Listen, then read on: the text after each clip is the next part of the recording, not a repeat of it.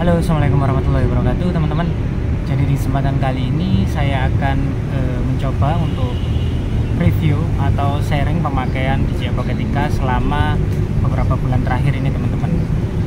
Yuk, langsung saja ke videonya. Dan ini adalah beberapa kelengkapannya, teman-teman. Kalau teman-teman beli Creator Combo ya. Yang pertama ada tas, kemudian kabel, kemudian ada unit kameranya, kemudian DJI Mic 2 beserta dead cat dan magnetnya, teman-teman. Kemudian ada ultra wide lens ya, ultra wide lens. Kemudian ada cover, kemudian mini tripod, baterai extension dan wristband ya, teman-teman. Jadi untuk pertama ini akan saya bahas adalah build quality ya, teman-teman.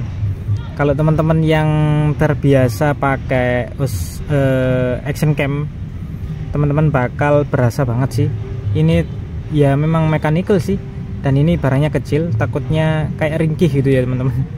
Jadi makanya harus ekstra hati-hati, teman-teman, apalagi buat teman-teman yang suka main outdoor ya. Untuk ergonomiknya, kalau tangannya teman-teman nggak gede itu ya lumayan sih, teman-teman bisa megang dengan baik. Tapi kalau teman-teman tangannya agak gede, teman-teman sebaiknya pakai extensionnya itu ya. Yo teman-teman, jadi ini saya menggunakan mode auto, teman-teman. Teman-teman bisa cek sendiri ya, di belakang ini saya melawan matahari ya, teman-teman. Teman-teman bisa cek SDR-nya, dan kali ini saya menggunakan itu, teman-teman, apa namanya, ultra wide lens-nya. Jadi FOV-nya lumayan lebar.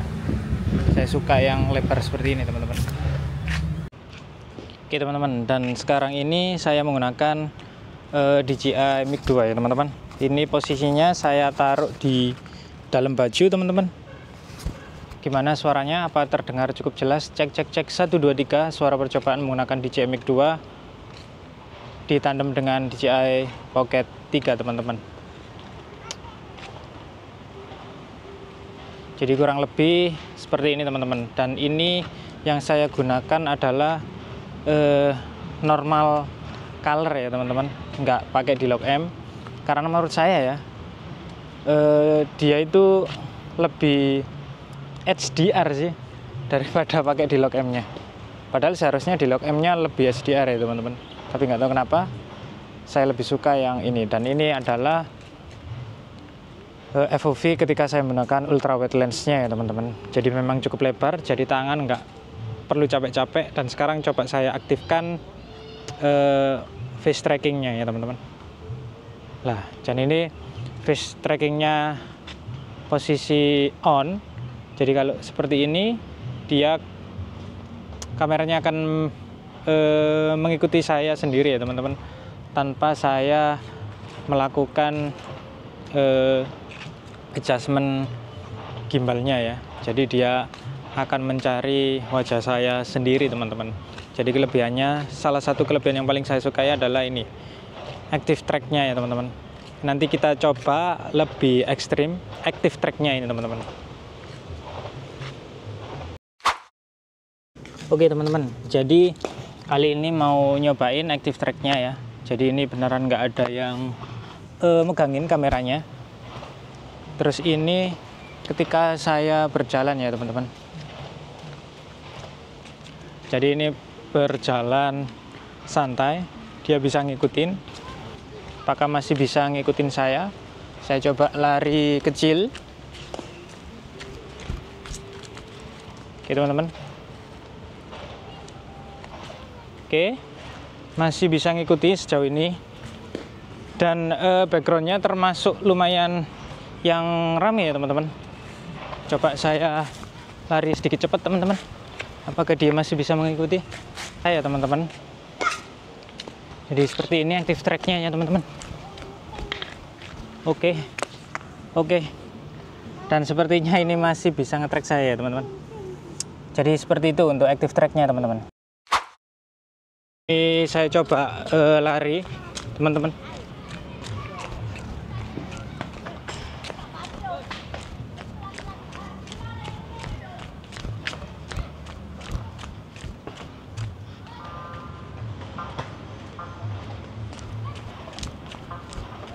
Jadi gambarannya seperti ini teman-teman ya. Kalau teman-teman gunakan untuk lari, teman-teman bisa nilai sendiri ya. Tapi kalau menurut saya ketika siang seperti ini, kestabilannya masih lebih stabil action cam ya teman-teman, dengan stabilisasi yang bisa kita atur dari yang mulai paling sedikit crop sampai paling banyak crop sampai di level horizon balancing itu teman-teman. Walaupun kita putar kameranya dia tetap steady ya. Tapi kalau malam ini juara teman-teman, serius, ini beneran keren banget. Nanti saya tunjukin video malamnya seperti apa teman-teman.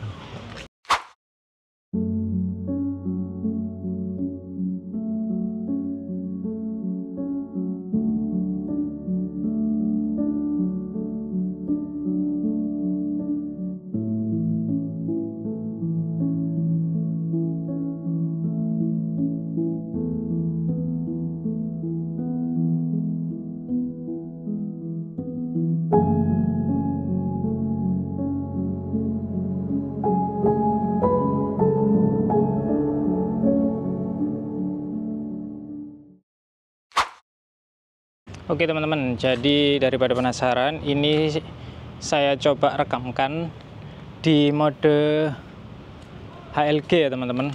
Iya teman-teman, dan ini adalah contoh videonya ketika saya menggunakan color profile di log M 10 bitnya teman-teman. Seperti ini, teman-teman bisa, kalau males grading, teman-teman bisa download loadnya dari DJI langsung seperti ini hasilnya. Seperti ini hasilnya. Oke. Jadi ini adalah di log M dengan load standar bawaan DJI ya teman-teman. Teman-teman bisa komparasi sendirilah gimana kualitasnya ketika teman-teman bandingkan dengan normal color profile. Ya, jadi ini saya coba hadapkan langsung melawan sinar matahari teman-teman. Seperti ini ya. Oke, sekarang kita coba beralih ke normal colornya ya teman-teman. Kita bandingkan sendiri gimana kualitas HDR-nya.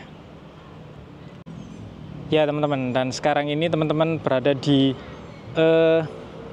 normal color profile dan posisi membelakangi matahari teman-teman. Seperti ini ya. Saya membelakangi matahari. Teman-teman bisa lihat mataharinya di sekitar kepala saya itu. Gimana menurut teman-teman HDR-nya? Apakah cukup baik untuk kamera dengan harga segini ini? Menurut saya ini worth it banget sih teman-teman. Oh iya teman-teman, bukan berarti kamera ini nggak ada kekurangannya teman-teman. Menurut saya kekurangan yang lumayan krusial buat saya adalah foto ya teman-teman. Jadi fotonya itu megapikselnya kecil banget. Jadi memang ini kameranya video sentrik banget ya teman-teman. Fotonya di bawah 12 megapiksel ya. Kalau nggak salah itu 10 atau 8. Nanti saya akan konfirmasi di catatan di bawah ini teman-teman. Dan sebenarnya itu nggak seberapa masalah ya. Karena mungkin untuk kebutuhan sosial media itu udah cukup. Selama nggak di pixel peep, selama nggak di crop, itu udah cukup teman-teman. Cuman yang paling menjadi masalah buat saya itu adalah shutter speednya itu dikunci di 1 atau 2 second gitu teman-teman. Beda banget dengan DJI Osmo Action 4, which is dia bisa 32 detik teman-teman kalau nggak salah ya. Pokoknya bisa long exposure lah, enaknya seperti itu teman-teman. Ya itu kekurangan di sisi foto menurut saya ya.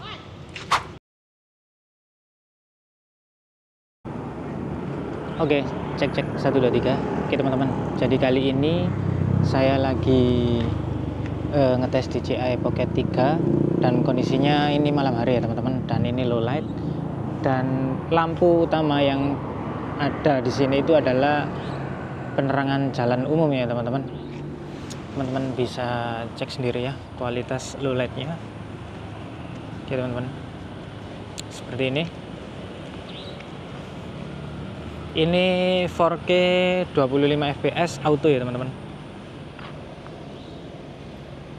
Jadi seperti ini. Ini kalau saya menghadap ke sumber cahaya.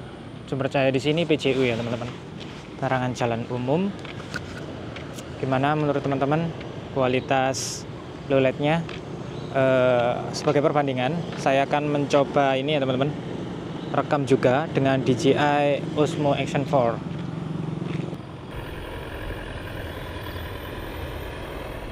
Oke, cek.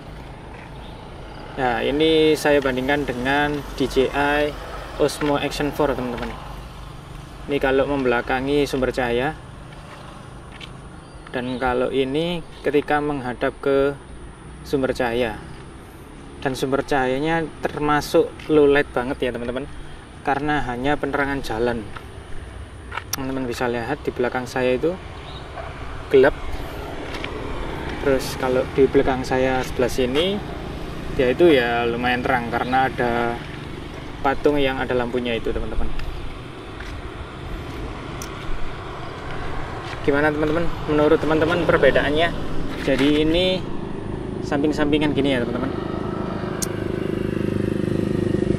Nah ini kondisinya full auto ya teman-teman. Cuman saya hanya men-setting resolusinya di 4K 25 fps teman-teman.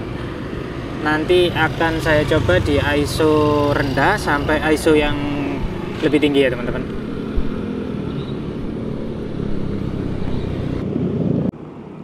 Oke, jadi ini di 4K 25 fps akan saya coba itu ya teman-teman, balik kameranya. Jadi seperti ini teman-teman low light-nya. Sekarang kita coba ke mode manual ya.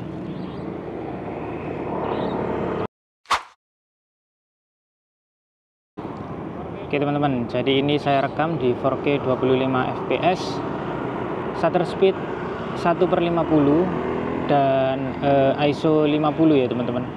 Hasilnya seperti ini, dan ini di normal mode,